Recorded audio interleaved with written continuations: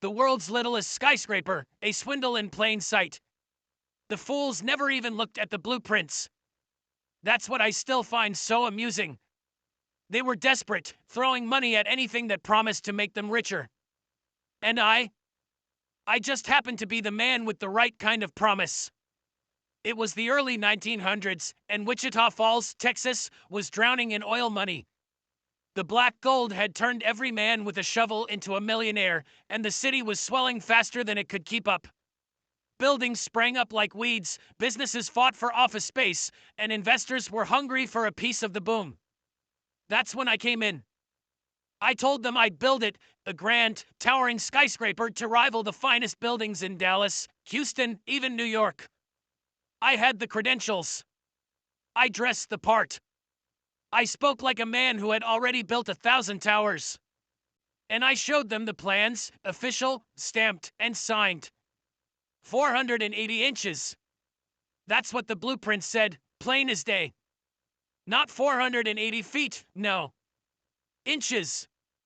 But none of them checked. Not one of those high society oilmen with their fat wallets and empty heads thought to measure the dimensions I had so elegantly laid out for them. They handed over $200,000. Back then, that was enough to build a real skyscraper if I had any intention of doing so. And so the construction began.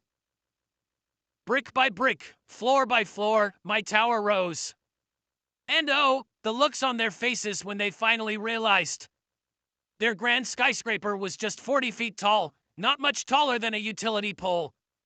It had 4 pathetic floors, each barely big enough to hold a desk. They screamed. They threatened. But what could they do? The contract was airtight. I had given them exactly what I promised. They dragged me to court, desperate to undo their mistake.